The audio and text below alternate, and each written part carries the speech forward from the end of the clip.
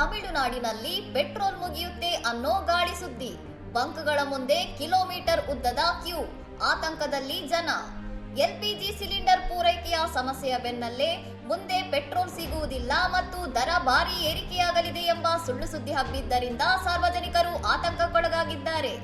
Petrol ಬಂಕ್ಗಳ ಮುಂದೆ ಜನ ಮುಗಿಬಿದ್ದಿದ್ದು, ವಾಹನಗಳಿಗೆ ಫುಲ್ ಟ್ಯಾಂಕ್ ಭರ್ತಿ ಮಾಡುವುದಲ್ಲದೆ ವ್ಯಕ್ತಿಯೊಬ್ಬ 15 ಲೀಟರ್ನ ವಾಟರ್ ಜಾರ್ಗೆ ಪೆಟ್ರೋಲ್ ತುಂಬಿಸಿಕೊಂಡು ಹೋಗಿರುವ ವಿಡಿಯೋ ವೈರಲ್ ಆಗಿದೆ.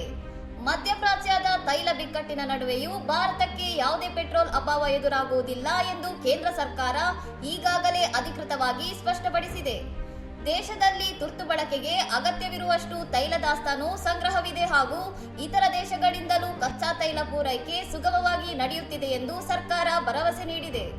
ಸಾರ್ವಜನಿಕರು ಇಂತಹ ಅನಗತ್ಯ ಗಾಳಿ ಸುದ್ದಿಗಳಿಗೆ ಕಿವಿಗೊಡಬಾರದು ಮತ್ತು ಪೆಟ್ರೋಲ್ ಸಂಗ್ರಹಿಸಲು ಮುಂದಾಗಿ ಅನಗತ್ಯ ಗೊಂದಲ ಸೃಷ್ಟಿಸಬಾರದು ಎಂದು ಅಧಿಕಾರಿಗಳು ಮನವಿ ಮಾಡಿದ್ದಾರೆ. ಇನ್ನಷ್ಟು ಸುದ್ದಿಗಳಿಗಾಗಿ ನೋಡ್ತಾ ಇರಿ ಸೌರಂ ಟಿವಿ.